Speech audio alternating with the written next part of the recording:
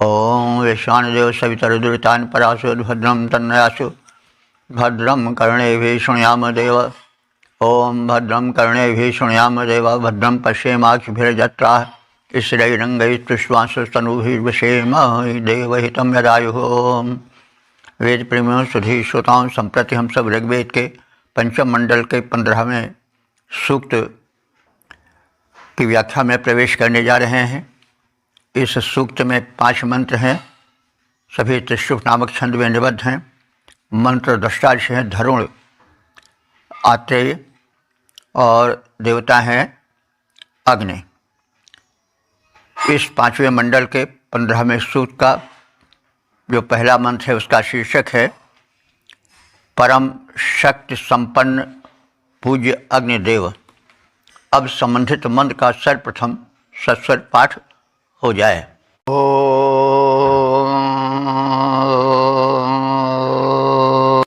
प्रवेधसे कवजे वेद्या जगिरं भरे जशसे पौरव्याज घृतः प्रसत्तो असुरः सुषेवो राजो धर्ता धरुणो भस्मो अग्निः। इस प्रथम मंत्र में प्रथम अग्निदेव के गुणों का, उनकी महत्ता का कथन है। पश्चात उनकी उपासना की प्रेरणा है। तो अग्निदेव कैसे प्रसन्न होते हैं, उनका स्वरूप क्या है, और इसके पश्चात ये कहा गया है कि ऐसे महत्वपूर्ण अग्निदेव की स्तुति की जाती है जो अत्यावश्यक है। अग्नि घृत प्रसत्तः, अग्निदेव जो हैं वे घृत से प्रसन्न होते हैं, यानी घृत प्राप्त करके वे अत्यधिक प्रज्वलित होते हैं। और जब अधिक प्रज्वलित होंगे तभी आहुति डाली जा सकेगी, आहुति का पूर्ण भक्षण हो सकेगा, वो पूर्ण रूप से सूक्ष्म बन करके प्रज्वलित हो करके वायुमंडल में मिल सकेगी। और वह जो औषधीय तत्व है, कल्याणकारी तत्व है, वह वायुमंडल में बिखर सकेगा, फिर कल्याण हो सकेगा।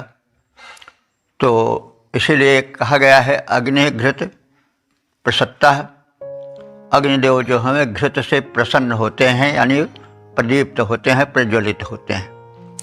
घृत का अर्थ आज समाजी व्याख्याताओं ने वीर्य भी किया है। तो अगर हम चाहें तो यह अर्थ भी ले सकते हैं कि शरीरस्थ जो अग्नि है वो यदि वीर्य शक्ति पाती है तो आभा बन करके मुखमंडल पर छा जाती है और व्यक्ति तेजस्वी प्रतीत होता है। उसका तन मन और मस्तिष्क तेजस्वी हो जाता है, नेत्रों में अपूर्व ज्योति आ जाती है।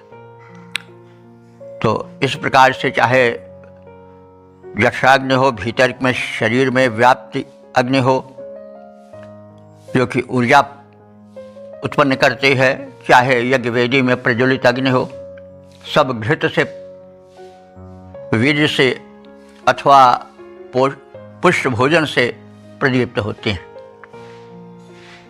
ये अग्निदेव कैसे हैं? असुर हैं। असुर माने बलवान।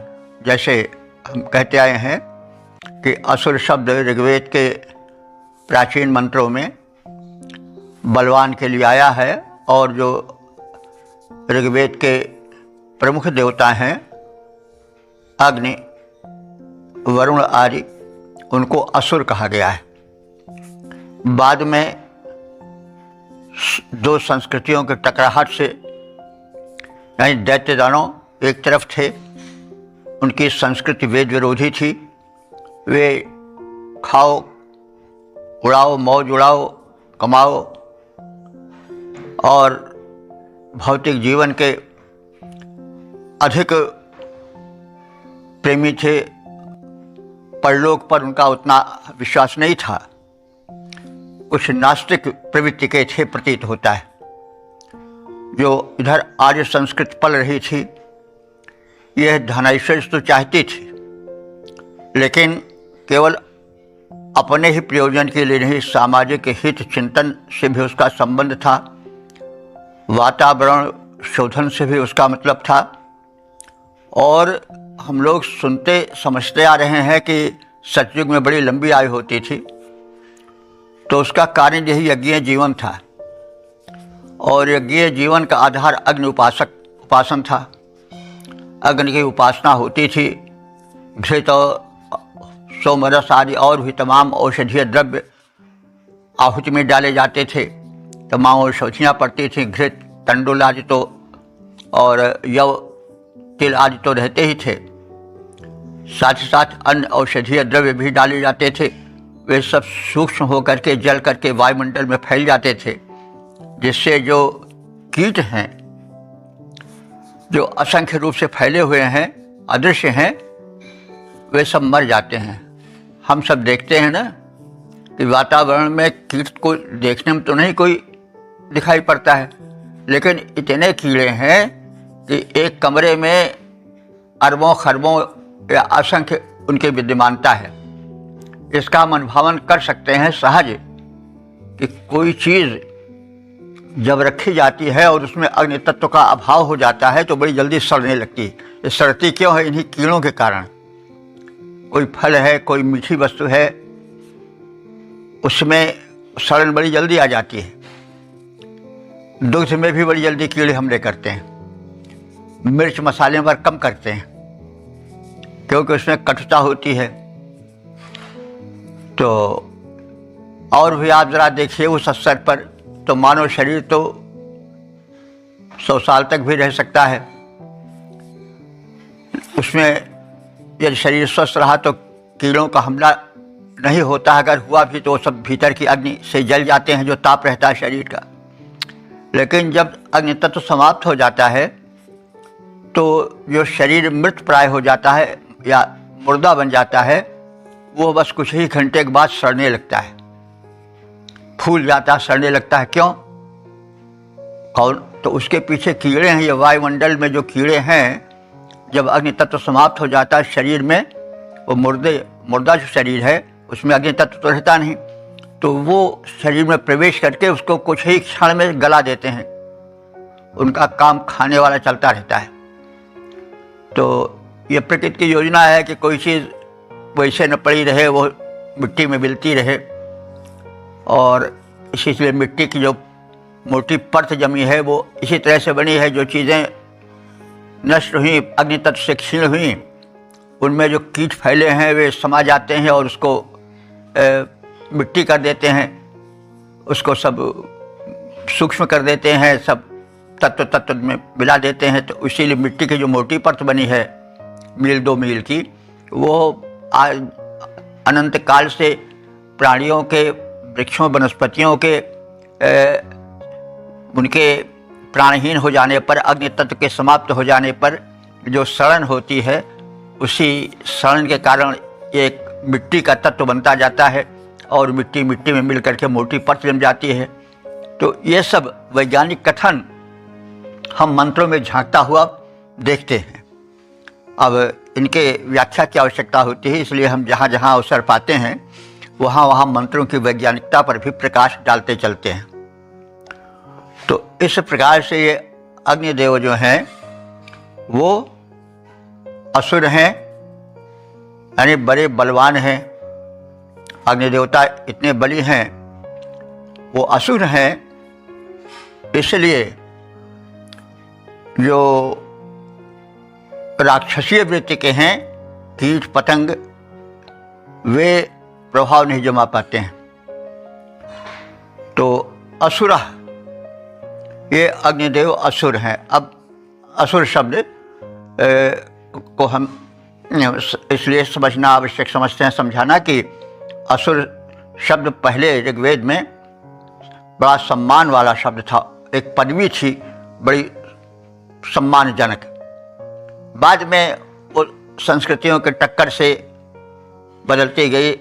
जो इनके विरोधी थे दैत्य दानव, वे कहे कि हम तुमसे कमज़ोर नहीं हैं, यह पदवी हम धारण करेंगे, तुम नहीं धारण करोगे। तो अब देवलोक कुछ सूक्ष्म चिंतक थे, उन्हें समझा कि इतने के लिए झगड़ा ठीक नहीं, अच्छा भैया तुम भी असुर बने रहो। अब वे असुर हो गए तो फिर अब इधर उनको वे अपने को सुर कहने लगे और वे असुर कहने लगे। तो उधर जो भाषाएं हैं वहाँ असुर शब्द बुरा नहीं माना जाता, वहाँ देव शब्द बुरा माना जाता है। अगर किसी मुसलमान को देव कह दो तो बुरा मान जाएगा। ऐसा हमने एक से पूछा कि आपको देव कहा जाए, तो कहीं नहीं भाई, हम देव नहीं कहना पसंद करते। ये तो संस्कृतियों की टकराहट है। तो कहने का मतलब है कि थोड़ा हम इतिहास भी जानते चलें और जो किस प्रकार से सभ्यताएं विकसित हुईं, किस प्रकार से उनमें परस्पर संघर्ष हुआ, किस प्रकार से नई विचारधाराएं निकलती गईं, ये सब एक मानो कि कहिए विशेषता है या परिवर्तनशीलता को जल्दी ग्रहण करता है। इसीलिए मनुष्य जब से जन्म हुआ उसका तब से वह न जाने कितने रूपों में विकसित हुआ।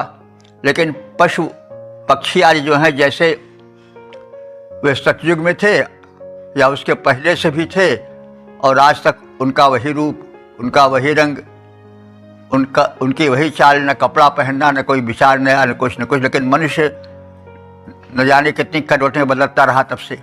तो ये फिर परिवर्तन प्रकृति का नियम है। इसीलिए ज्ञान की आवश्यकता होती है कि हम समझें कि यह परिवर्तनशील संसार है।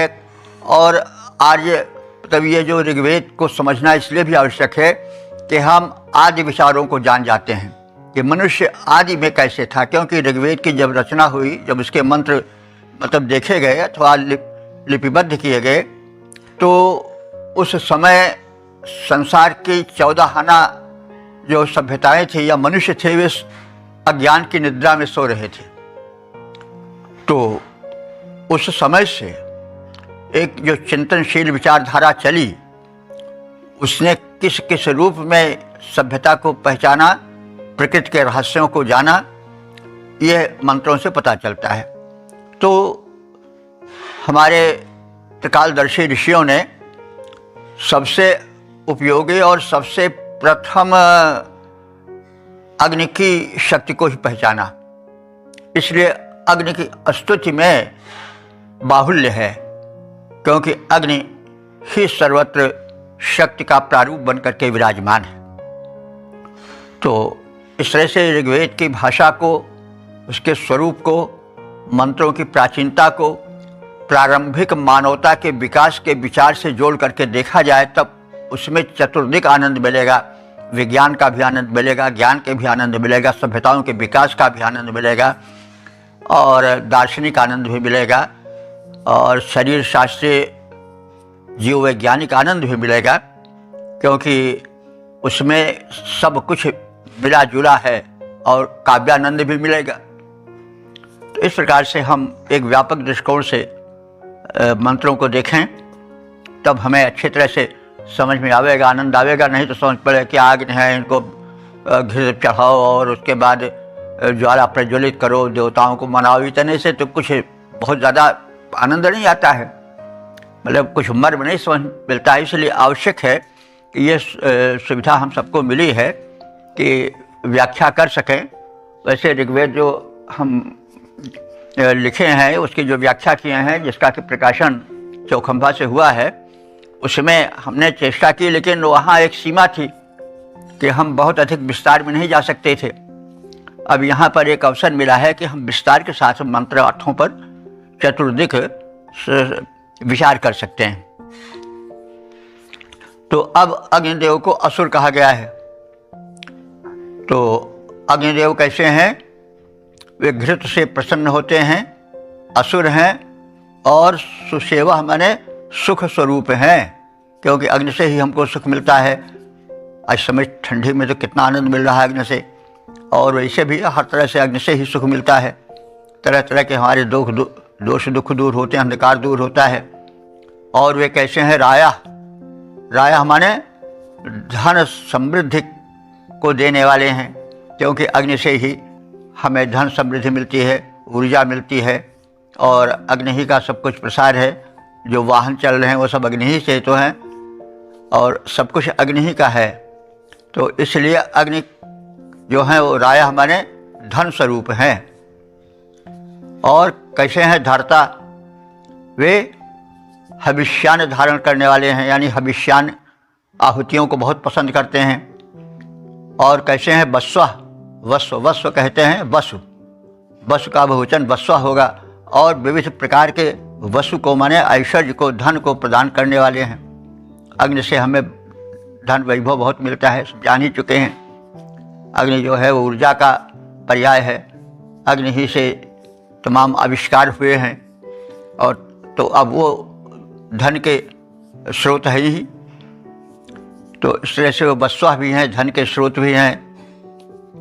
और कैसे हैं? आश्रयदाता हैं।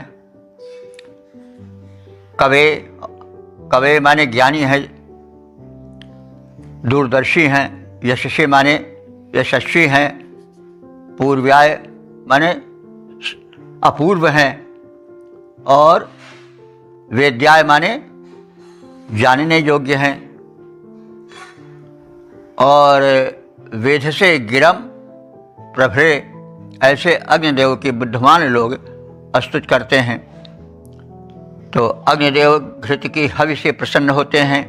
वे बलशाली, सुखकारी, धन धारण करने वाले, हव्यवाहक और आश्रय प्रदाता हैं। वे दूरदर्शी हैं, यशस्वी हैं, श्रेष्ठ और ज्ञेय हैं, जानने योग्य हैं। मर्म को समझना चाहिए। हम अग्नि के तत्व को, मर्म को जितना समझेंगे उतने ही अधिक श्रेष्ठ, सुसंपन्न और समृद्ध होंगे। अग्निदेव बुद्धि से युक्त हैं, जड़ नहीं हैं, उनमें चेतना है। ऐसे गुण विशिष्ट अग्नि की मैं उपासना करता हूँ और सबको उपासना करनी चाहिए। अग्निदेव घृत की हवि से प्रसन्न हो जाते, सुखद धनाधिप हव्यवाह जन आश्रय पाते, ज्ञाता ज्ञेय दूरदर्शी, वे श्रेष्ठ, यशस्वी, शक्तिमान, गुण विशिष्ट इन अग्नि देवता का करता मैं यशोगान। ओम वेद प्रेमियों, सुधी श्रोताओं, संप्रति हम सब ऋग्वेद के पंचम मंडल के 15वें सूक्त के दूसरे मंत्र की व्याख्या में प्रवेश करने जा रहे हैं। मंत्र दृष्टा धरुण, अंगिरस, छंद त्रिष्टुप और देवता अग्नि हैं। शीर्षक है सर्वप्रथम यज्ञ में अग्निदेव का आवाहन। अब संबंधित मंत्र का सर्वप्रथम सस्वर पाठ हो जाए।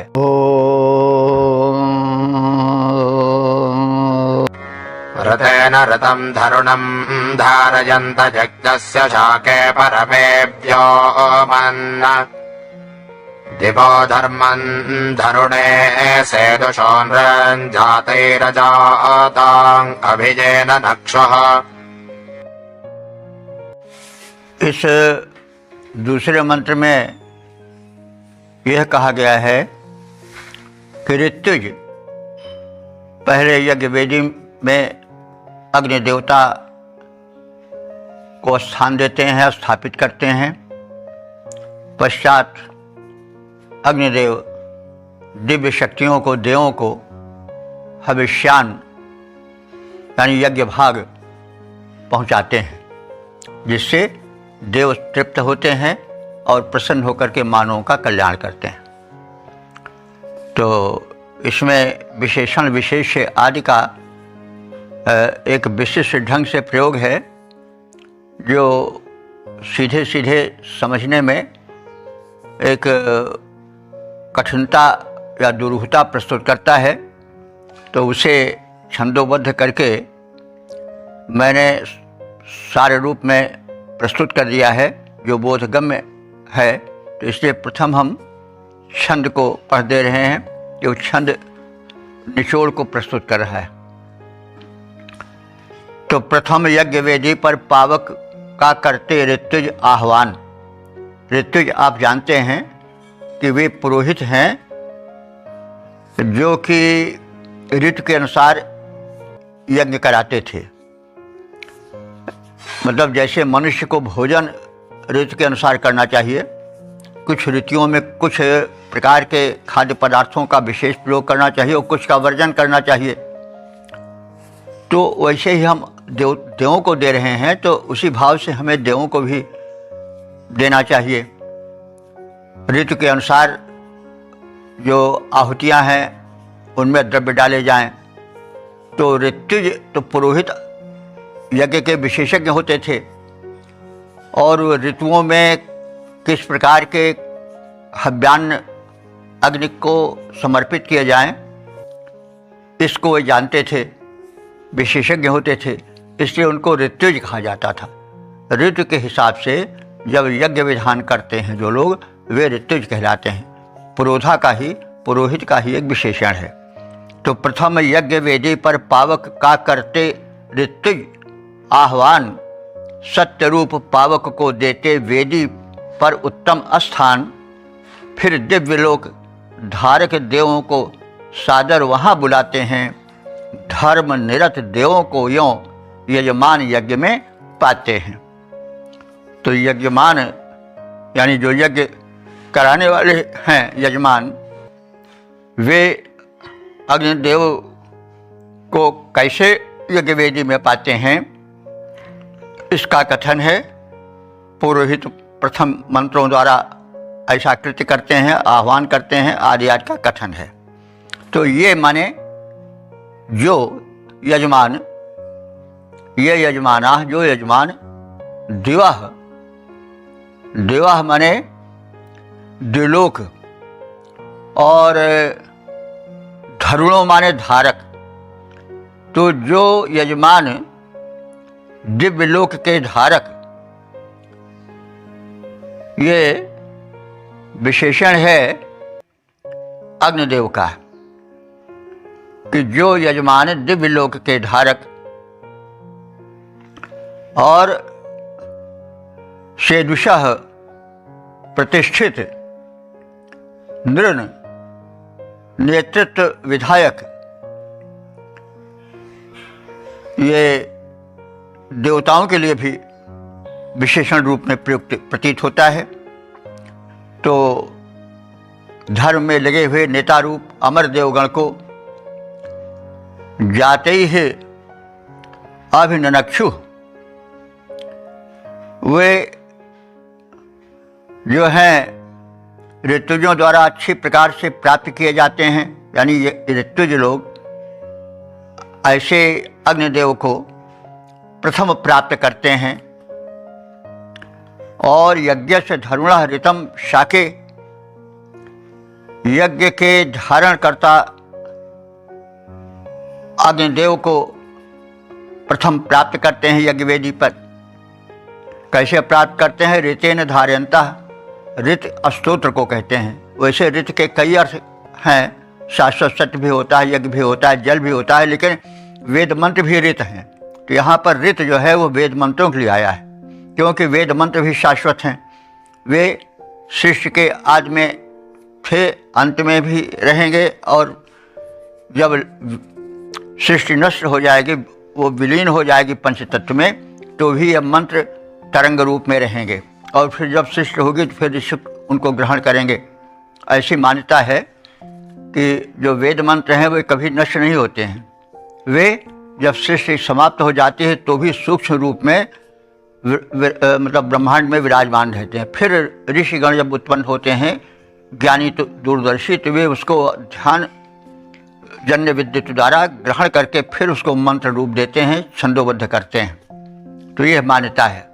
तो जो यजमान दिव्यलोक के धारक, प्रतिष्ठित, धर्मरथ, नेतृत्व विधायक देवों को ऋतुजों द्वारा आवाहित किए जाने पर प्राप्त करते हैं, वे यजमान ऋतुजों के माध्यम से यज्ञ क्रिया संपन्न करते हैं और सत्य स्वरूप अग्नि को यज्ञार्थ उत्तम स्थान अर्थात वेदी पर स्तोत्रों द्वारा धारण करते हैं। अर्थात स्तोत्रों द्वारा, मंत्र पाठ द्वारा वो उनको यज्ञ वेदी पर स्थापित करते हैं। तो वही प्रथम यज्ञ वेदी पर पावक का करते ऋत्विज आह्वान, सत्य रूप पावक को देते वेदी पर उत्तम स्थान। फिर दिव्य लोक धारक देवों को सादर यहाँ बुलाते हैं। धर्म निरत देवों को यों यजमान यज्ञ में पाते हैं। तो यज्ञ में देवों की प्राप्ति कठिन है, लेकिन यजमानों के माध्यम से मंत्रों के पाठ से दिव्य शक्तियाँ आवाहित होती हैं और वे आहुति आदि को ग्रहण करके सशक्त बनती हैं और मानव के हित में प्रसन्न होकर संलग्न हो जाती हैं। आदि आदि का कथन इस मंत्र में है। ओम वेद प्रेमियों सुधीर श्रोताओं, संप्रति हम सब ऋग्वेद के पंचम मंडल के 15वें सूक्त के तीसरे मंत्र की व्याख्या में प्रवेश करने जा रहे हैं। मंत्र दृष्टा धरुण आंगिरस हैं, छंद त्रिशुप और देवता अग्नि हैं। शीर्षक है अग्नि उपासना से लाभ। अब संबंधित मंत्र का सर्वप्रथम सस्वर पाठ हो जाए।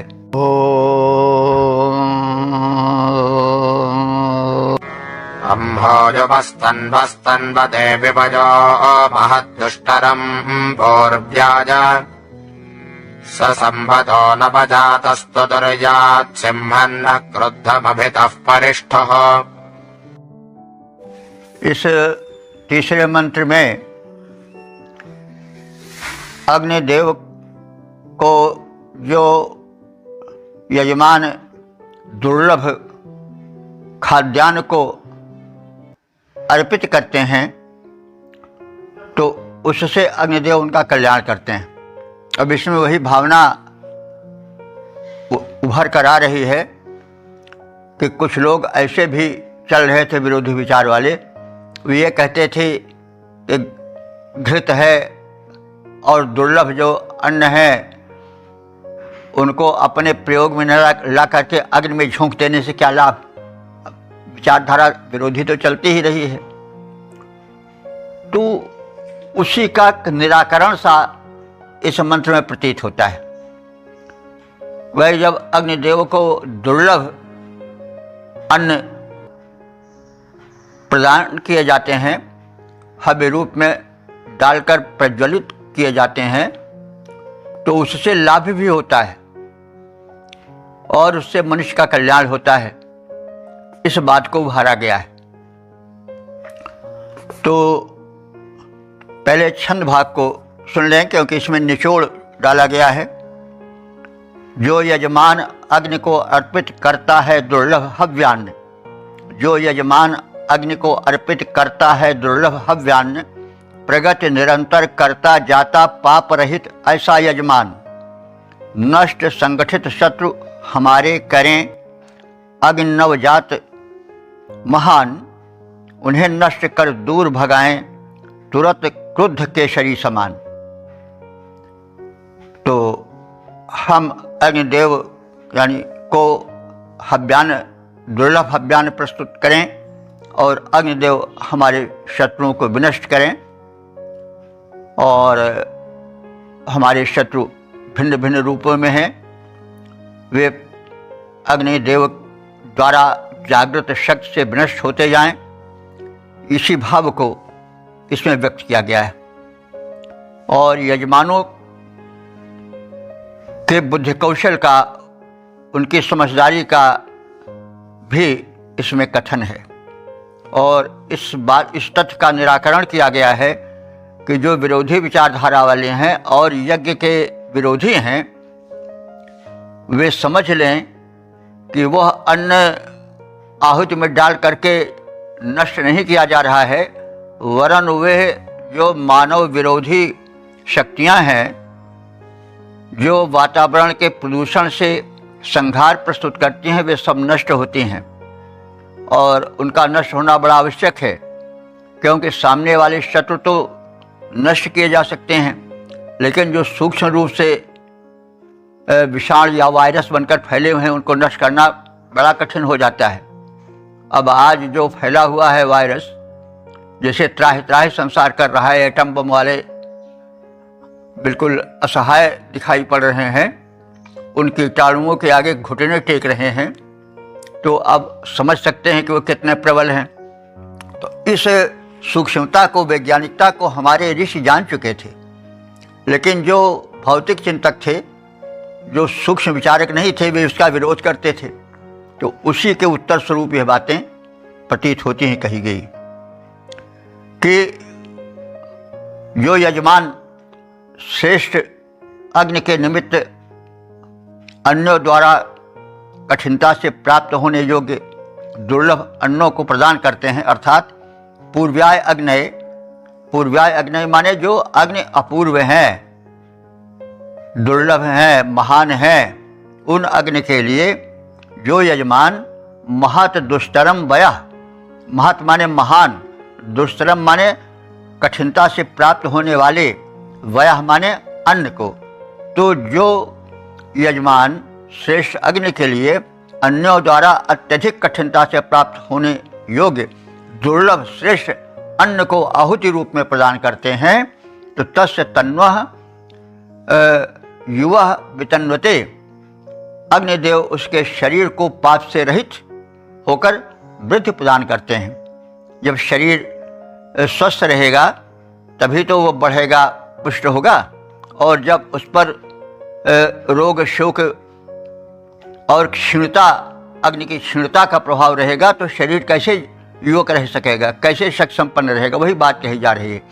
कि जब वे यजमान जो कि यज्ञ प्रेमी हैं, वे जब दुर्लभता से मिलने वाले, इसे दुष्टरम वयः कहा गया है। दुष्टरम माने कठिनता से प्राप्त होने वाले, वय माने अन्न को, कठिनता से वे अन्न जो परिश्रम से प्राप्त होते हैं, दुर्लभ हैं, श्रेष्ठ हैं, उन वय को, वय माने अन्न, वय माने अवस्था भी होता है, लेकिन अन्न में अवस्था है, जब खाद्यान्न नहीं मिलेगा तो अवस्था क्षीण हो जाएगी, इसलिए वय को अवस्था भी कहा जाता है, वय को अन्न भी कहा जाता है। तो यहाँ पर वय शब्द अन्न के लिए आया है। तो जो यजमान दुर्लभ अन्नों को आहुति बना करके अग्नि देवता को समर्पित करते हैं, तो तस्य तन्वः युवः वितन्वते, उनके शरीर में जवानी वितरित होती रहती, माने आती रहती है, वे युवक बने रहते हैं, क्योंकि वे आरोग्य प्राप्त करते हैं और रुग्णहीन होकर के स्वस्थ जीवन बिताते हैं। उनका शरीर पाप से रहित होकर बढ़ता जाता है।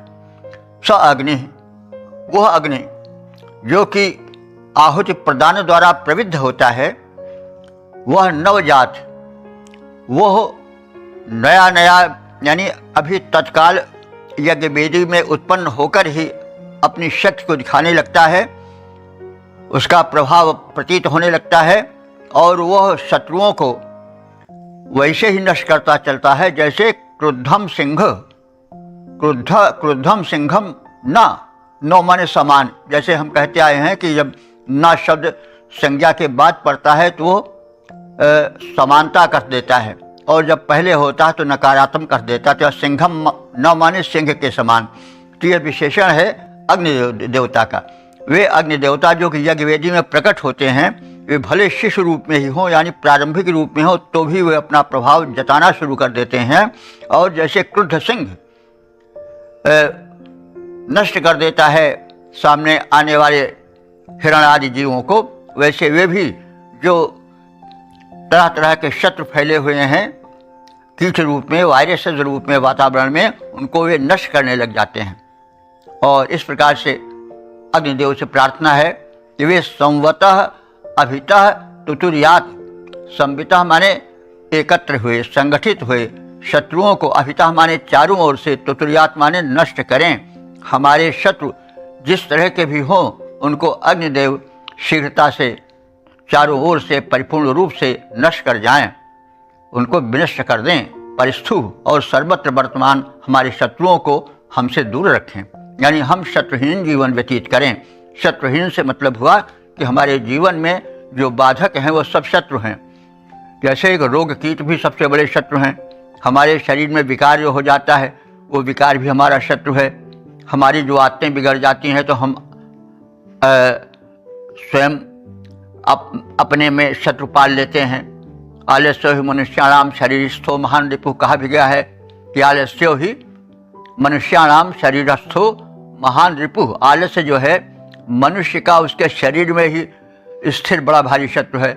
शरीर में रह करके ही आलस्य शत्रु काम करता है। इसी तरह से तमाम दुष्प्रवृत्तियाँ, तमाम दुष्विचार हमारे शरीर में रहते हैं, हमारे मस्तिष्क में रहते हैं। हम उनको कभी कभी मित्र भी मान लेते हैं, सुख देने वाला मान लेते हैं, लेकिन वो काम क्या करते हैं? शत्रु का।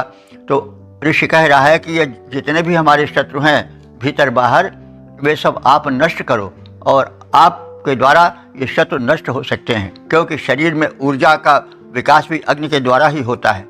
जब शरीर में अग्नि तत्व तीव्र रहता है तो जो हमारे शत्रु रूप व्याधियाँ रहती हैं वे हटने लगते हैं। जहाँ जो अवरोधक तत्व या विजातीय द्रव्य या कोलेस्ट्रॉल वगैरह इकट्ठा होते हैं तो क्या होता है? रोग हो जाते। घुटने में इकट्ठा हो गया, अग्नि तत्व नहीं जा पाया, वो जो है जल नहीं पाता है, जो विकार है, और कोलेस्ट्रॉल बनकर या इस तरह से तरह तरह से बन करके वायु व्यथा बन जाता है। तो वो शत्रु ही तो है, हमें चलने फिरने देता, हमारी टांग तोड़ देता है, हम पंगु बन जाते हैं, वो हमारे शत्रु हैं। तो अग्निदेव ही उनको दूर कर सकते हैं। हम इस वैज्ञानिकता को भूल गए हैं कि जब हमारे शरीर में अग्नि तत्व प्रधान रहेगा तो जो विकार हैं वो सब जल जाएंगे, क्योंकि अग्नि ही जलाता है। देखिए वैज्ञानिकता है इसमें छिपी हुई। हमारे शरीर में बुखार आता है नहीं तो अग्नि तत्व प्रबल हो उठता है, तो उसमें जो वायरस से जब विकार होते हैं वो जल जाते हैं। मनुष्य इस वैज्ञानिकता को नहीं समझ पाता, तुरंत जा करके दवाई खाता है, फिर विकार और दब गया, और फिर विकार दबते दबते कहीं ट्यूमर बन जाता है, कहीं कुछ बन जाता है, कहीं फिर ऑपरेशन कराना पड़ता है, चीरफाड़ करानी पड़ती है। तो कहने का मतलब है कि इसमें एक वैज्ञानिकता भी झांकती हुई प्रतीत होती है। तो अग्निदेव जो हैं वो हमारे शत्रुओं को तरह तरह से नष्ट करते हैं। बाहर वे वायरसेस को नष्ट करते हैं, भीतर जो शरीर में जमा हुआ कीट रहता है या कोलेस्ट्रॉल रहता है उसको भी अग्निदेव जलाते हैं। तो इस तरह से वे हमारे संरक्षक हैं, हमारे हितैषी हैं। हम उनको पहचानें और उनका सेवन करें, अग्नि तत्व को बढ़ावें और हव्यान्न प्रदान करके यज्ञ के माध्यम से, आहुति के माध्यम से जो वातावरण में कीट फैले हुए हैं, जो प्रदूषण फैले हुए हैं, उनको भी हम नष्ट करें और इस प्रकार से स्वस्थ और सबल जीवन बिताएं। जो सतयुग में कहा जाता है कि सब स्वस्थ थे और कहीं रोग नहीं था और सब दीर्घ जीवन पाते थे, उसका कारण यही यज्ञीय जीवन था और कुछ नहीं था। उस समय घर घर जो थे वो अग्नि का प्रज्वलन होता था, आहुतियाँ पड़ती थीं और सवेरे उठ करके लोग मंत्रोच्चारण करते थे। तन मन शुद्ध, सारे स्नायु मंडल झंकृत होकर के उनमें एक नई चेतना आती थी और मनुष्य सुखी रहता था, स्वस्थ रहता था, दीर्घायु प्राप्त करता था। तो वही बातें, वही वैज्ञानिकता इन मंत्रों में कही गई हैं जिसको कि स्पष्ट करने की, समझने की और समझाने की आवश्यकता है। तो जो यजमान श्रेष्ठ अग्नि के निमित्त अन्यों द्वारा कठिनता से प्राप्त होने योग्य दुर्लभ अन्न को आहुति रूप में प्रदान करता है, तो वे यजमान निष्पाप जीवन बिताते हैं और वृद्धि को प्राप्त करते हैं, विकास होता है तन से, मन से, धन से। तो ये नवजात अग्नि जो कि वेदी में उत्पन्न होते हैं और विकसित होते हैं, वे जो हमारे विरोधी हैं, कीट पतंग आदि, वायरसेस आदि या अन्य, उनको वे वैसे ही नष्ट करते हैं जैसे क्रुद्ध सिंह हिरण आदि को नष्ट कर डालता है। वे अग्नि क्रुद्ध सिंह की भांति हमारे संगठित शत्रुओं को दूर सभी ओर से नष्ट कर देते हैं, उन्हें दूर कर देते हैं और सभी ओर से उनको जलाकर भस्म करके विनष्ट कर देते हैं। सर्वत्र वर्तमान शत्रुओं को वे अग्निदेव कृपा करके हमसे दूर रखें। हम उनके सेवक हैं, हम उन्हें प्रज्वलित करते हैं, उन्हें उनका प्रिय हव्यान्न प्रस्तुत करते हैं। तो जो यजमान अग्नि को अर्पित करता है दुर्लभ हव्यान्न, प्रगति निरंतर करता जाता पाप रहित ऐसा यजमान, नष्ट संगठित शत्रु हमारे करें अग्नि नवजात महान, उन्हें नष्ट कर दूर भगाएं तुरंत क्रुद्ध के शरीर समान।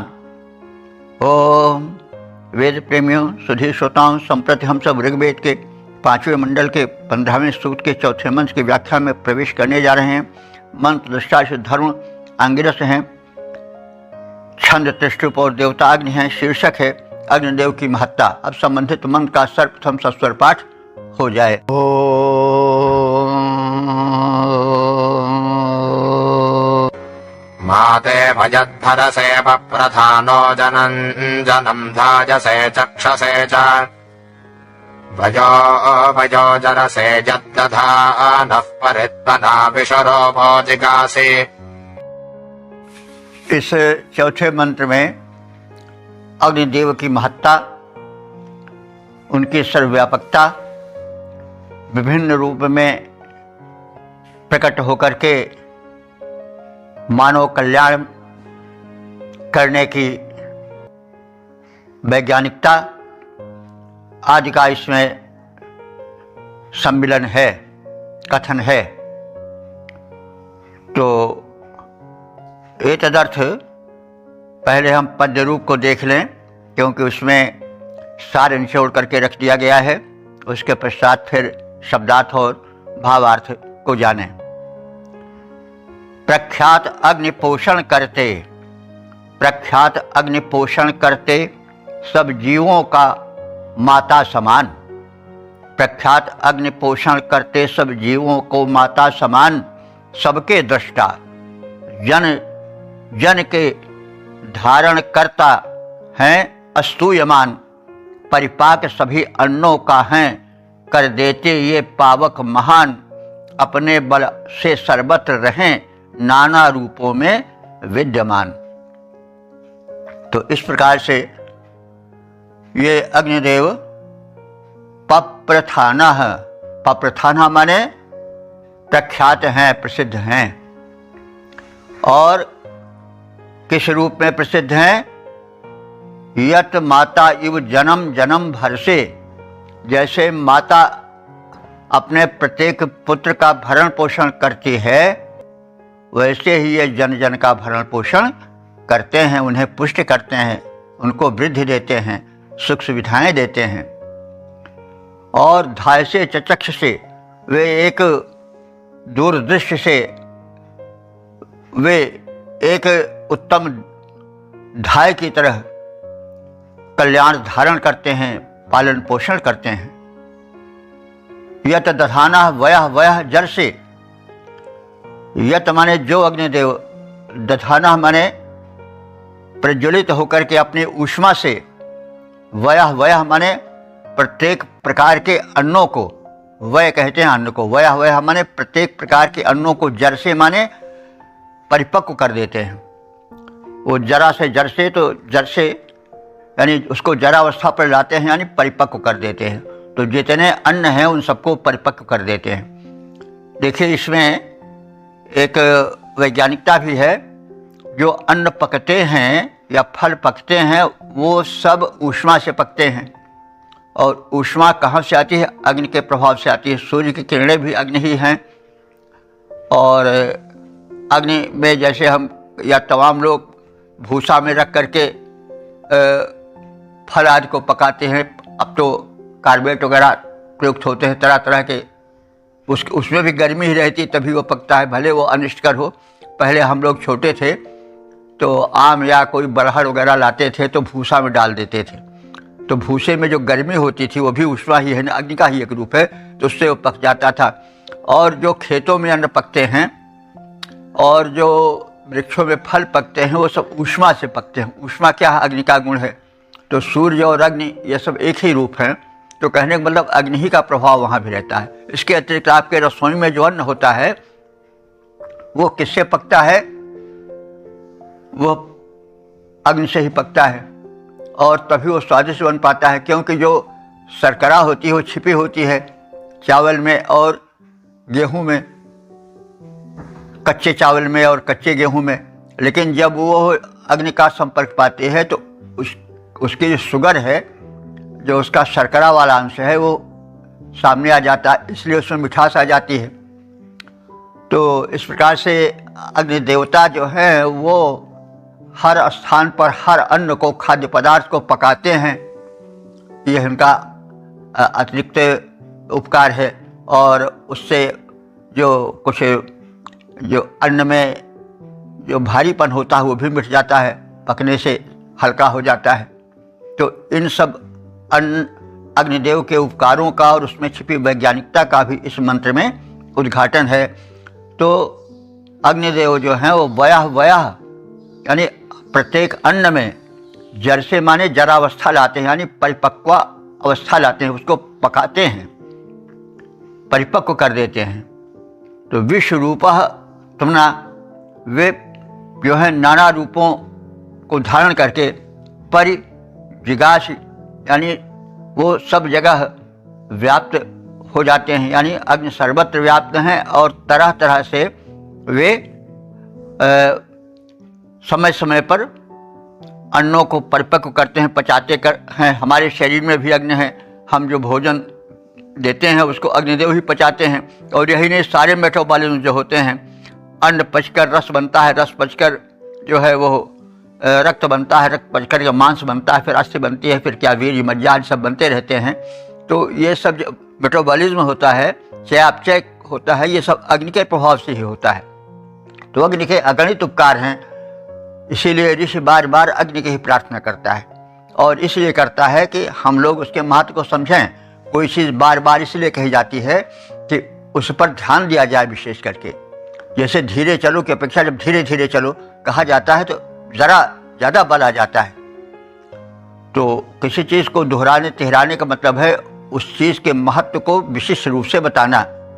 इसीलिए अग्नि की प्रार्थना बड़े व्यापक रूप से की जाती है, क्योंकि अग्नि केवल वही नहीं है जो हम देखते हैं, वो सूक्ष्म रूप से भी विद्यमान है, सर्वत्र विद्यमान है। और वो हमारे तन को, मन को, जीवन को परिवर्तित करते हैं, संवारते हैं, सजाते हैं, शक्ति और ऊर्जा से संपन्न करते हैं। तो इस प्रकार से अग्नि के हम इस व्यापक रूप को, व्यापक गुणवत्ता को ध्यान में रखें और हो सके तो नित्य आहुति दें अग्नि में।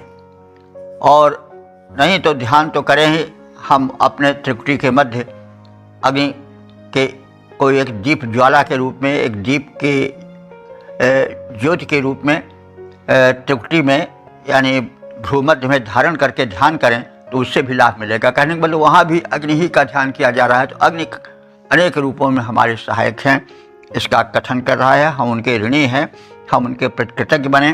वे परमात्मा के तेजोमय रूप हैं और हमारे परमात्मा तो भेज देता है किसी को, तो साक्षात सामने आता नहीं है, लेकिन वो अपने किसी गण को, किसी दूत को, किसी शक्ति को भेज देता है।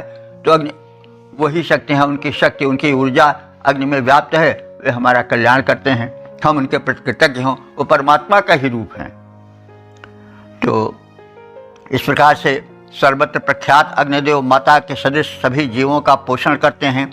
ये जन जन को धारण करने और सबके दृष्टा रूप में होने से अस्तुत्य हैं। प्रज्वलित होकर ये सारे अन्नों को जीर्ण करते हैं, अर्थात उसे परिपक्व कर देते हैं और नाना रूपों में अपनी शक्ति से सर्वत्र व्याप्त होकर कल्याण प्रदान करते हैं। प्रख्यात अग्नि पोषण करते सब जीवों का माता समान, सबके दृष्टा जन जन के धारण करता है अस्तूयमान। परिपाक सभी अन्नों का है कर देते ये पावक महान, अपने बल से सर्वत्र रहें नाना रूपों में विद्यमान। ओम वेद प्रेमियों सुधीर श्रोताओं, संप्रति हम सब ऋग्वेद के 5वें मंडल के 15वें सूक्त के 5वें मंत्र की व्याख्या में प्रवेश करने जा रहे हैं। मंत्र दृष्टा से धरुण आंगिरस, छंद त्रिष्टुप और देवता अग्नि हैं। शीर्षक है सुरक्षा और धनैश्वर्य प्रदायक अग्नि। अब संबंधित मंत्र का सर्वप्रथम सस्वर पाठ हो जाए।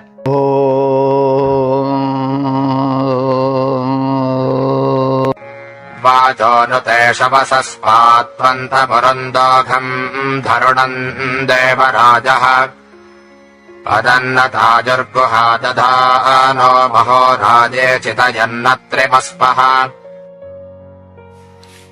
इस 5वें मंत्र में जो इस सूक्त का समापन का मंत्र है, इसमें ऋषि अत्रि वंशज अपने पूर्वज अत्रि का नाम लेते हैं और कहते हैं कि हम अत्रि वंशियों को आप विकसित करें और आप महान हैं और हविष्यान्न आपको शक्ति प्रदान करता है। एतदर्थ हम आपको हविष्यान्न प्रस्तुत करते हैं। तो देव देव माने दिव्य, अग्निदेव।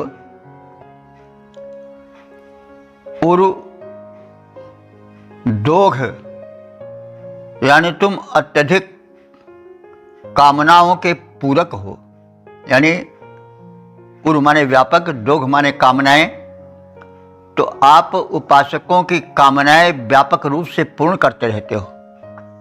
धरुणम, और आप जो हो वो धरुण हो। धरुण माने धारण करने वाले, धन वैभव को धारण करने वाले हो। और तुम्हें धन वैभव भरा हुआ है तभी तो तुम प्रदान करते हो, जिसके पास होगा वही तो देगा। तो ते अंतम शवसः नु पातु, तुम्हें हम कामनाओं के पूरक समझते हैं और तुम धन के धारक हो, और हम तुम्हें हवि रूपी अन्नों से उसी प्रकार से रक्षा करते हैं जैसे तायु न गुहा पदम दधाना। तायु कहते हैं तस्कर को, चोर को। जैसे चोर तस्कर किसी धन को चुरा करके गुफा में धर आवे कि जब हम रात्रि में सब सो जाएंगे, अंधेरा हो जाएगा, तब इसको निश्चिंत होकर के ले जाएंगे, तो उसी तत्परता से हम तुम्हें जो है वो यज्ञवेदी में धारण करते हैं। ये एक मनस्थित बताने के लिए उपमा दी गई है कि जैसे कोई चोर है, चुराता है दिन में धन, लेकिन कहीं देख न लें इसलिए उसको किसी गुप्त स्थान पर रखाता है। जब रात का अंधेरा हो जाए तो हम उसको ले जाएंगे। तो वही तत्परता हम दिखाते हैं, हमारे मन में वही तत्परता रहती है जो उस तस्कर के मन में रहती है, जो धन को चुरा कर किसी गुफा में रखकर फिर उसको ले जाने की मानसिकता से भरा होता है। वैसे हम आपको यज्ञवेदी में रखते हैं और उसी मानसिकता से, यानी उसी उत्सुकता से परिपूरित होकर तुम्हें हम प्रज्वलित करके और हविष्यान्न अर्पित करते हैं। तो तायु न गुहा वही पदम दधातु, तस्कर गुफा के मध्य छिपाकर जैसे धन को धारण करता है, वैसे हम तुम्हें यज्ञवेदी में धारण करते हैं कि हमारा कल्याण होता रहे। महाराय चितयन, महाराय माने महान, राय माने रय धन की हम इच्छा करते हैं। और अत्रि अश्वः, हम अत्रि वंशीय ऋषि तुमको प्रकाशित करते हैं, प्रदीप्त करते हैं इसी उद्देश्य से कि तुम हम सबके पालन पोषण करता हो। तो हे दिव्य अग्निदेव, तुम विपुल कामनाओं के पूरक हो, धन ऐश्वर्य के धारण करने वाले हो। हविष्यान्न तुम्हारे संपूर्ण बलों को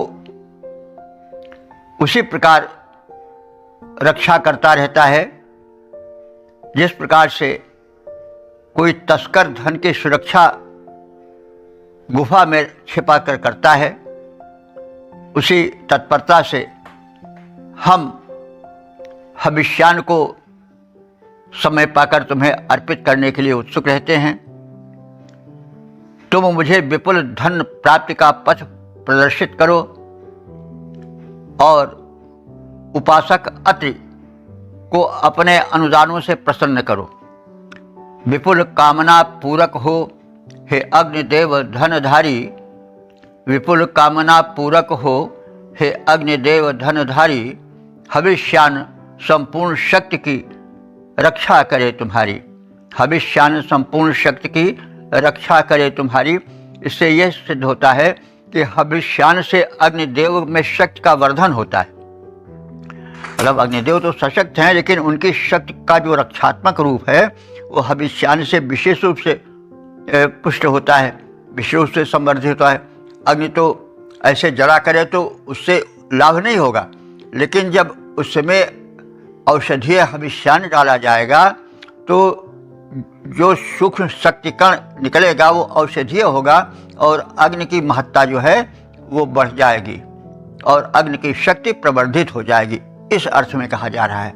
यानी अग्नि तो सशक्त हैं, लेकिन उनमें गुणवत्ता का विकास अधिक तब होता है जब उनमें औषधीय हव्य द्रव्य डाले जाते हैं, आहुति की जाती है, तो उनकी गुणवत्ता बढ़ जाती है, उनकी शक्तिमत्ता बढ़ जाती है। यह तात्पर्य है। तो अग्नि की उपयोगिता हव्यान्न पड़ने से अधिक हो जाती है, यह कथित है। अब यह जो है वो मतलब अलंकारिक भाषा में बात कही गई है।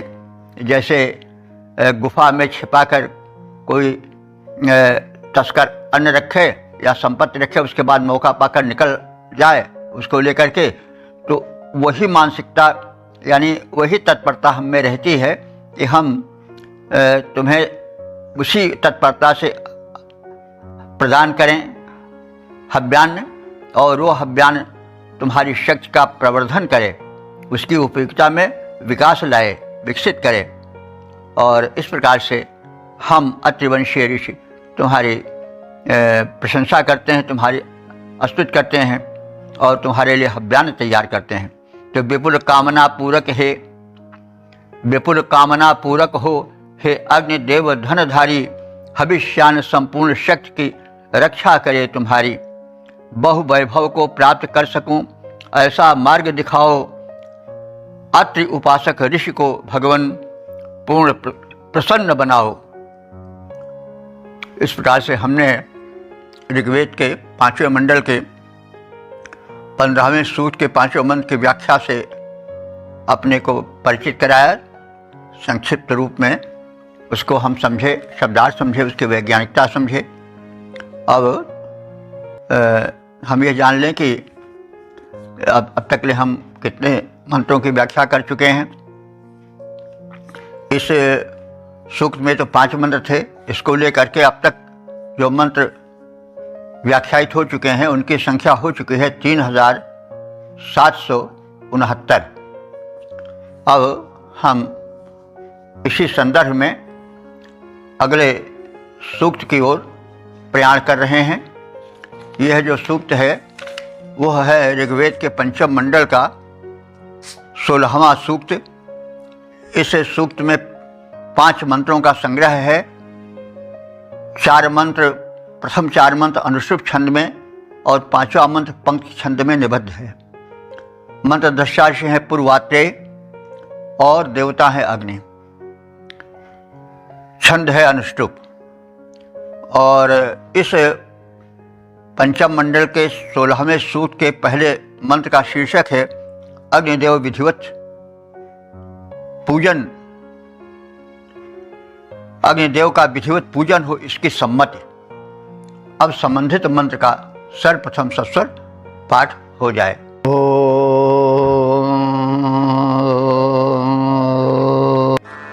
बृहद्वजो हि भानवेर्चा देवाजाग्नजे यं मित्रन्न प्रशस्ते भर्मर्ता सोदधिरे पुरः। इस प्रथम मंत्र में अग्निदेव की सम्यक उपासना का कथन है और इसी संदर्भ में कहा जा रहा है ऋत्विजा माने ऋत्विक गण, याजक गण, मर्तासह माने मनुष्यों के हित को ध्यान में रख करके यम मित्रम अग्निम मित्रवत हितकारी जिस अग्नि की प्रशस्ति भी प्रार्थना पूर्वक पुरा दधिरे वेदी में स्थापित करते हैं, उन अग्निदेव की तुम सब उपासना करो। देवाय भानवे अग्नय ही बृहद वयः अर्च, दिव्य गुण युक्त और प्रकाशमान अग्नि के लिए महान हवि रूप अन्न प्रदान करके उनकी पूजा करो। और इस प्रकार से अग्नि उपासना हो। अग्नि उपासना तो ध्यान द्वारा भी हो सकती है देवता के रूप में, लेकिन हम आहुति रूप में अगर प्रक्षिप्त करके हव्य द्रव्य को अग्नि की उपासना करते हैं तो वह विशेष हितकारी है, क्योंकि ध्यान में करने से हमारा कल्याण ध्यान से एकाग्र शक्ति से होगा, लेकिन व्यापक कल्याण तो तभी होगा जबकि हम आहुतियाँ डालें, हव्य द्रव्य डालें अग्नि में, और उसे अग्नि की जो आरोग्यप्रद शक्ति है वो चारों ओर वायुमंडल में फैल जाए, रोग कीट नष्ट हो जाएं और वातावरण में दिव्य शक्तियाँ सशक्त हो जाएं। वायु जो है वह सशक्त हो जाए, उपयोगी हो जाए, पर्यावरण शुद्ध हो जाए और हम एक शुद्ध वायुमंडल में सांस लें, स्वास्थ्य प्राप्त करें। तो इन सब दृष्टिकोणों से ध्यान के साथ ही साथ आहुति रूप में अग्निदेव को गुण संपन्न बना करके, देव शक्तियों को पुष्ट करा करके हम अपना और प्राणी मात्र का कल्याण करें, ये भाव है। तो याजक गण मित्र के समान तेजस्वी अग्निदेव को स्तुति के लिए अपने सम्मुख यज्ञ वेदी में स्थापित करते हैं और उन्हें प्रचुर मात्रा में हव्यान्न को आहुति रूप में प्रदान करते हैं। हे यजमानों, ऐसे दिव्य गुणयुक्त और दीप्तिमान अग्नि की तुम सब स्तुति करो और उन्हें हव्य प्रदान करने का विधान करो और उनका पूजन करो। भक्त अग्नि को मित्र मानकर सम्मुख देते पूज्य स्थान स्तुति करते विपुल मात्रा में देते रहते हव्यान्न दीप्त अग्नि की हवि के द्वारा पूजन करो सदा यजमान। ओम वेद प्रेमियों, सुधी श्रोताओं, संप्रति हम सब ऋग्वेद के 5वें मंडल के 16वें सूक्त के दूसरे मंत्र की व्याख्या में प्रवेश करने जा रहे हैं। मंत्र दृष्टा पूर्वाते छंद अनुष्टुप देवता अग्नि है और शीर्षक है दानी अग्नि। अब संबंधित मंत्र का सर्वप्रथम सस्वर पाठ हो जाए।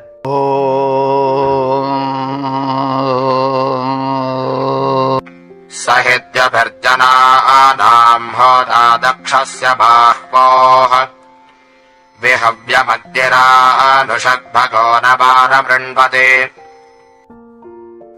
इस दूसरे मंत्र में हव्याग्नि से उत्पन्न किरणों की उपयोगिता और अग्नि देवता से आहुति के समय निकली किरणों की मनोहारी छवि, रवि रश्मियों से उसकी तुलना और उपयोगिता का कथन किया गया है। अग्नि आंशक हव्यम, अग्नि देवों के लिए आंशक माने अनुकूलता से हव्य को वहन करता है, यानी अग्नि देवता अपने लिए हव्य नहीं ग्रहण करते हैं, वरन वो परोपकारी प्रवृत्ति के हैं। जो दिव्य शक्तियाँ हैं, देव हैं, वायु देव हैं, जल देव हैं, आकाश देव हैं, पृथ्वी देव हैं, उनको वे तृप्त करते हैं और उन्हें शक्ति प्रदान करते हैं। इसलिए अग्नि देवों के लिए अनुकूलता से हव्य को वहन करते हैं। अग्नि आनुषक हव्यम वहति, तो अग्निदेव देवों के अनुकूलता के लिए, उन्हें सशक्त बनाने के लिए हव्यान्न को और उसके सूक्ष्म शक्ति कणों को देवों को प्रदान करने के लिए, उन्हें पुष्ट करने के लिए वहन करते हैं। यह उनका बहुत बड़ा उपकार है। वाह्यो दक्षस्य दिभि, उनकी बाह्यो माने भुजाओं में, तो अग्निदेव की भुजा क्या होगी? उसकी दीप्ति, उसकी किरणें, उसकी ज्वालाएं।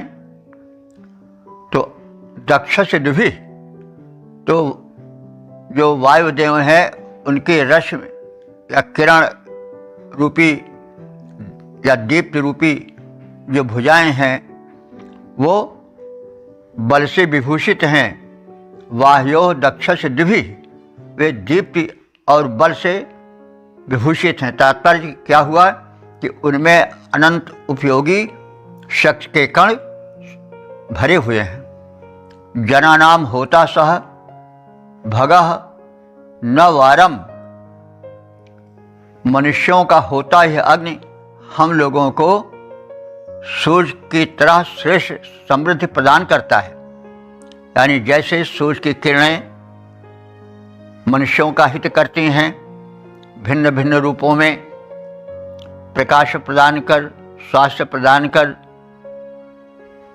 अन्नों और वनस्पतियों का संवर्धन कर, फल पुष्पों में शक्ति प्रदान कर, उसी प्रकार से अग्निदेव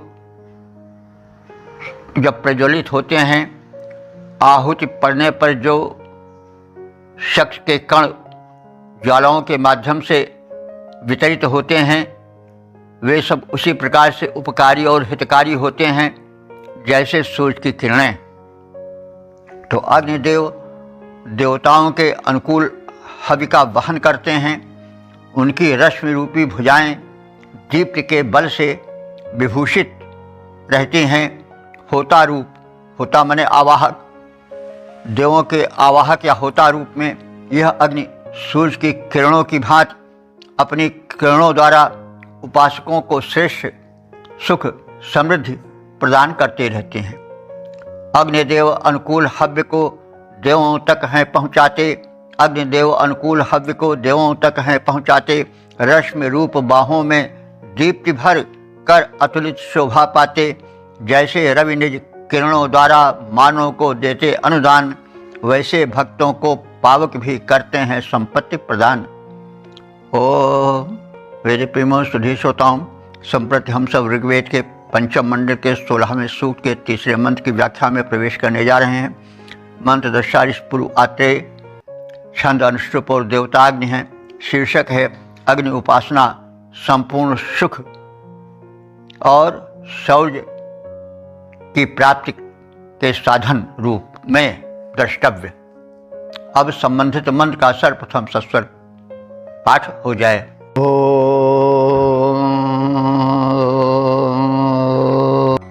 अस्य स्तोमे मघो नः सख्ये वृद्धशो दिशः विश्वाजस्मिन् तु विश्वडि समर्ये शुष्पमादधुः।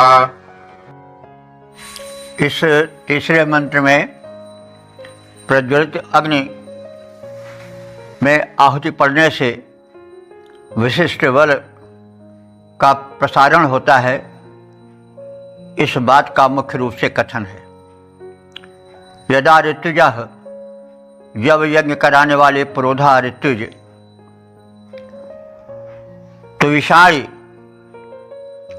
तुविषाणी माने अत्यधिक शब्द करने वाले। अग्नि जब प्रज्वलित होता है तो उसमें चिटचिट या इसी प्रकार के ध्वनि भी निकलती है। तो वही बात कही जा रही है कि यज्ञ वेदी में जब ऋत्विज लोग अग्नि को प्रदीप्त करते हैं तो उनसे एक शब्द निकलता है और उस शब्द से प्रतीत होता है कि अग्निदेव में विशेष बल का स्थापन हो गया है। उनमें विशेष बल आकर प्रज्वलित हो उठा है, आकर प्रदीप्त हो उठा है।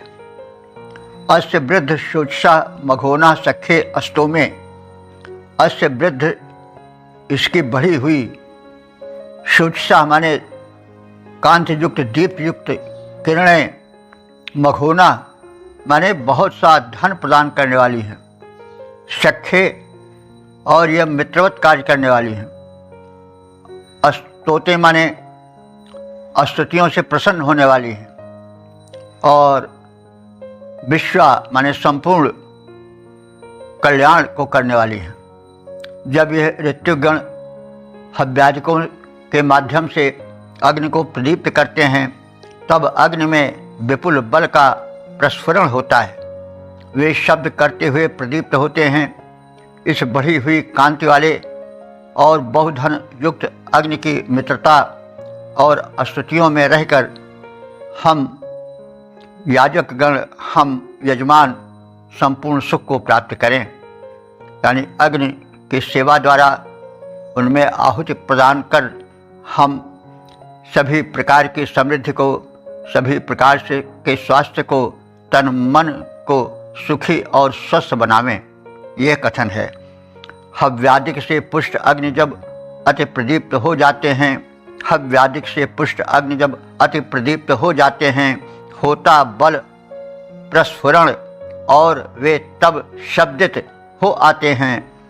इस प्रविद्ध ज्वालामय पावक की उत्तम आभा द्वारा बने उपासक प्राप्त करें हम उनसे सुख वैभव सारा।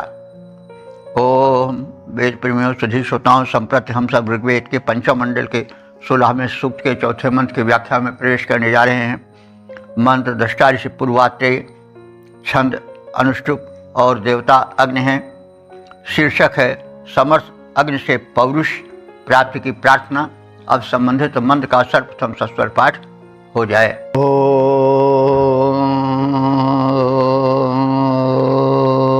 अधाह्यक्त एषां सुवीर्यस्य ब्रह्मणा तमिद्यः पन्नरोदसी परिश्रवो बभूवतः। इस चतुर्थ मंत्र में अग्निदेव की महत्ता का, उन्हें धनैश्वर्य प्रदान करने का, उनके द्वारा मनुष्यों को संपन्न बनाने का, सुखी बनाने का कथन है। अग्नि, हे अग्निदेव, अध माने तदनंतर, येषाम सुवीर्यस्य मंघना, इन मनुष्यों को तुम श्रेष्ठ बल से परिपूरित करो।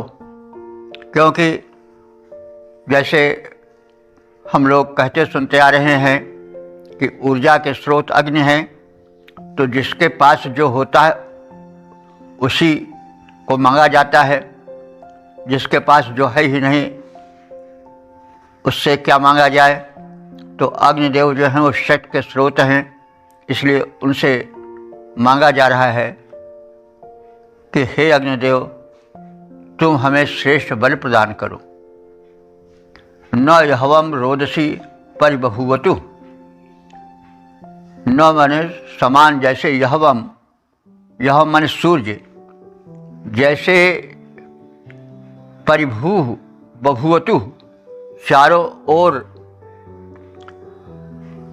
पृथ्वी एवं अन्य ग्रहों को धारण किए हुए हैं अपने आकर्षण शक्ति से, आकर्षण बल से, वैसे तुम हमारे हितों को, कल्याण को और कल्याणप्रद सामग्रियों को संभालो, धारण करो। तो शवः तम इत, और शव कहते अन्न, समग्र खाद्य सामग्री अन्न तुम्हारे ही सहारे स्थिर हैं। यानी जितनी खाद्य सामग्रियां हैं वे सब तुम्हारे ही कृपा से प्राप्त होती हैं। तो हम सब जानते ही हैं कि अग्नि की ऊष्मा जो है वही अंकुरण कराती है। धरती के कठोर आवरण को एक बीज का कोमल अंकुर किस तरह से फोड़ देता है, उसके पीछे अग्नि की ही ऊर्जा रहती है। जब गर्मी रहती है धरती में अग्नि की, तो जब उसमें बीज पड़ा रहता है जो बड़ा कोमल रहता है, उसका अंकुर तो भी बड़ा कोमल रहता है, लेकिन वो धरती के कठोर आवरण को चीरकर धरती के आकर्षण शक्ति के विरोध में उठ खड़ा होता है। ये किसकी कृपा होती है? अग्नि की ही। तो वही बात कही जा रही है कि तुम जितने अन्न हैं जो अंकुरित होते हैं उनको विकास प्रदान करने वाले हे अग्नि देवता तुम ही हो, और अन्न और धन सब तुम्हारे ही आश्रय में रहते हैं। वैसे उपमा दी गई है जैसे सूर्य के आकर्षण से सारे जो ग्रह हैं बृहस्पति, मंगल, शुक्र, शनि, पृथ्वी आदि, वे सब सूर्य की आकर्षण शक्ति से ही तो टिके हुए हैं। तो उसी उपमा के आधार पर यहाँ पर कह रहा है ऋषि कि जैसे सूर्य के ही सहारे, उसी की शक्ति से सारे सौर परिवार के ग्रह मंडल स्थिर हैं, टिके हुए हैं, उसी प्रकार से जितने स्रव हैं, स्रव माने अन्न, उपजें, फसलें, वे सब तुम्हारे ही सहारे, तुम्हारे ही बल से उत्पन्न होती हैं। तुम्हारे ही आश्रय में वे सब पलती, बढ़ती और विकसित होती हैं। हे अग्निदेव, हम मनुष्यों को तुम उत्तम पराक्रम से परिपूर्ण करो। जैसे महान सूर्य के सहारे ये पृथ्वी, आकाश और उनके सौर परिवार के समस्त ग्रह टिके हुए हैं, स्थित हैं, उन्हीं से बल पाते हैं, उन्हीं से आश्रय पाते हैं, वैसे जो कुछ खाद्यान्न, फसलें आदि उत्पन्न होती हैं, वे सब अग्नि के ही बल से और सहारे से उत्पन्न होती हैं। तो उपमा दी गई है कि जैसे सूर्य के सहारे सारे ग्रह टिके हुए हैं, वैसे सारी उपजें, सारे अंकुरण अग्नि के ही सहारे इस पृथ्वी पर विकास पाते हैं, फलते फूलते हैं।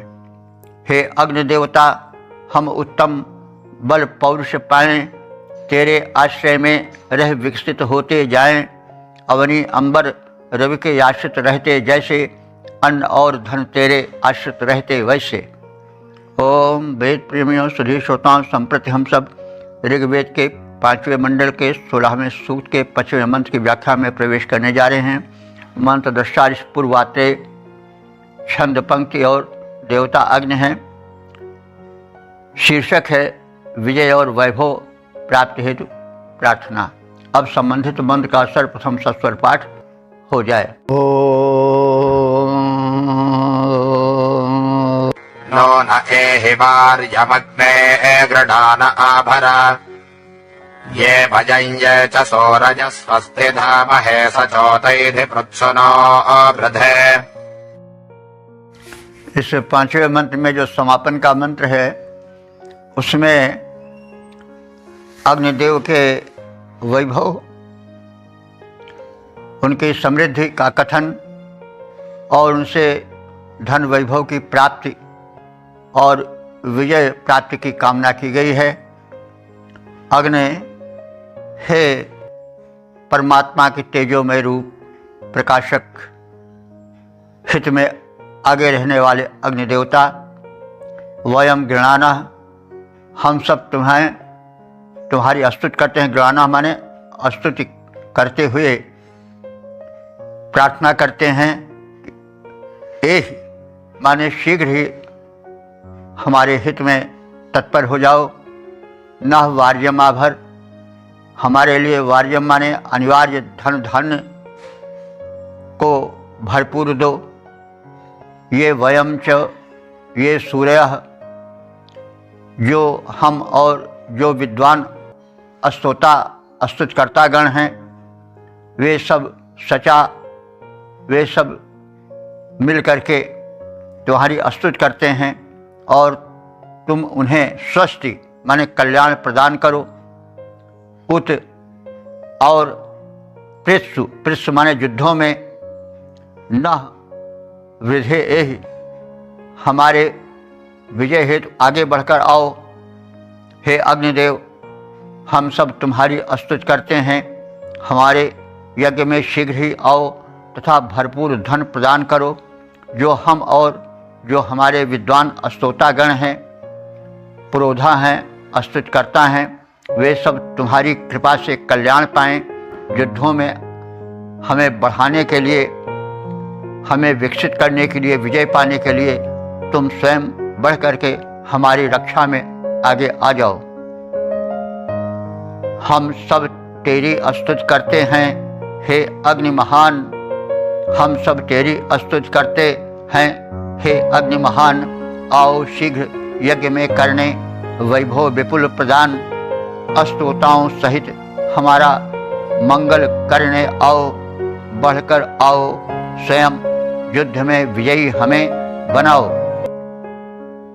इस प्रकार से हमने इस ऋग्वेद के 5वें मंडल के 16वें सूक्त के 5 मंत्रों के विषय में संक्षिप्त व्याख्या आदि का लाभ प्राप्त किया और ऋषि आज के विषय में जान ही चुके हैं।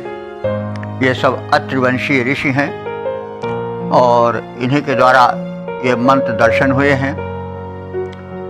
तो अग्निदेव की महत्ता का कथन किया गया है इन दोनों सूक्तों में। अग्निदेव महनीय हैं। अग्निदेव से संपूर्ण मानवीय जाति और प्राणी प्राणान्वित हैं। वे भिन्न भिन्न रूपों में हमारे हितैषी हैं। हमारे शरीर में वे ही जठराग्नि बने विचरण कर रहे हैं। नेत्रों में ज्योति बनकर वे ही छाए हुए हैं। हमारे धरती में वे बीजों का अपनी गर्मी से ऊष्मा से अंकुरण कराते हैं। वे ही फसलों में वृद्धि कराते हैं, वही परिपक्व कराते हैं और अंत में रसोई में जाकर वे ही अन्न को पकाते हैं, हमें प्रकाश देते हैं। यज्ञ के माध्यम से वे औषधीय द्रव्यों को पचा करके जला करके दिव्य शक्तियों तक, देवों तक, वायु जल पृथ्वी आदि के रूप में जो व्याप्त हैं उनको पुष्ट करते हैं, पर्यावरण का शोधन करते हैं और मानवों का अतुल कल्याण करते हैं। अग्निदेव की शक्ति और कृपा से ही हम स्वस्थ रहते हैं, हम तेजस्वी रहते हैं, हमारे शरीर में बल का संचार होता है। अग्निदेव जब तक कृपा नहीं करते हैं तब तक शरीर स्वस्थ नहीं रह सकता है। आजकल हम लोग डॉक्टरों के पास दौड़ते हैं लेकिन भूल जाते हैं कि जब तक अग्निदेव की कृपा नहीं होगी और उनके जो सखा हैं वायुदेव, वायुदेव इंद्र के सखा हैं, उनकी जब तक कृपा नहीं होगी, जब तक हम उनकी शरण में नहीं जाएंगे तब तक डॉक्टर लोग हमारा कल्याण नहीं कर पाएंगे, हमको लूटते रहेंगे। क्योंकि शरीर में जब तक अग्नि तत्व प्रखर रहता है, जब तक वायु देवता उसमें पूर्ण रूप से संचार करते हैं और इस प्रकार से जब अग्निदेव की कृपा और उनके मित्र वायुदेव की कृपा रहती है तब तक ही हमारा शरीर रोग से बचा रहता है। शक्ति का संचार उसमें होता है और कहीं पर विजातीय द्रव्य जो हैं वो संचित नहीं हो पाते हैं, कोलेस्ट्रॉल इकट्ठा नहीं हो पाता है और हमारी नस नाड़ियों में कोई रक्त प्रवाह में संचार में बाधा नहीं आने पाती है। लेकिन जब अग्नि तत्व क्षीण हो जाता है तो ब्लॉकेज शुरू हो जाती है नस नाड़ियों में। यही ब्लॉकेज जो है वो हमारे रोग का कारण है। यह कैसे दूर हो सकता है? अग्निदेव जो हमारे अनुकूल हों, अग्निदेव जब प्रज्वलित हों, उनका ताप हमारे शरीर में बना रहे, तभी यह संभव है। तभी हमारे सब रोग शोक और जो विजातीय द्रव्य हैं, कोलेस्ट्रॉल हैं, वो जलेंगे और उनके सखा वायु जब साथ रहेंगे तो रक्त संचार ठीक रहेगा, नसों में जो ब्लॉकेज होता है वो नहीं रहेगा और तभी हम स्वस्थ रहेंगे। और अग्निदेव हमारा इस प्रकार से शरीर में रहकर कल्याण करते हैं और वे हमें भिन्न भिन्न प्रकार से हमारे उपकार में रहते हैं, हमें रक्षा प्रदान करते हैं, हमें जीवन के युद्धों में विजय दिलाते हैं। चाहे वो रोग शोक से हो, चाहे वो भीतरी बाहरी शत्रुओं से हो, सर्वत्र अग्नि हमारे रक्षक बनकर आते हैं। हम अग्नि तत्व का ध्यान रखें, अग्नि देवता का स्मरण करें, आहुतियाँ करें और वैदिक धर्म का पुनः स्थापन करें। और वैदिक धर्म की स्थापना जिस दिन हो जाएगी उस दिन विश्व से सारे मतभेद हट जाएंगे। क्योंकि यह जो वेद मंत्र हैं ये मानव जाति के लिए हैं, किसी एक वर्ग विशेष के लिए नहीं हैं। और यह तब लिखे गए हैं, तब रचे गए हैं, तब इनकी सत्ता आई है जबकि संसार का बहुत बड़ा वर्ग अज्ञान निद्रा में सो रहा था। जो संपूर्ण विश्व के लिए है, यदि वैदिक धर्म की स्थापना हो जाए, वैदिक देवता आ जाएं, तो ये सही उपासना होगी। क्योंकि अन्य जो हैं वो तो प्रतीक पूजा हैं, अन्य पूजाएं जो हैं वो एक काल्पनिक, मतलब एक श्रद्धा के सहारे चल रही हैं। यथार्थ उनमें उस तरह से नहीं है जिस तरह से वैदिक देवताओं में है। ये प्रत्यक्ष देवता हैं, इनकी उपासना करें और आहूत के माध्यम से हम दिव्य शक्तियों को पुष्ट करें, सारे प्रदूषण को मिटाएं। यही ऋषि का संदेश है। इसकी वैज्ञानिकता को समझें। यह वैदिक धर्म वैज्ञानिकता से परिपूर्ण है। यह केवल आस्था पर ही नहीं टिका है, वरन इसमें यथार्थ भी है। अब आवश्यकता है हम अपने आस्था को लगावें और वैदिक धर्म का प्रचार प्रसार करें, अपना कल्याण करें और विश्व का कल्याण करें, सुखी और संपन्न जीवन बिताएं। ओम सर्वे भवन्तु सुखिनः, सर्वे सन्तु निरामयाः, सर्वे भद्राणि पश्यन्तु, मा कश्चित् दुःखभाग् भवेत्।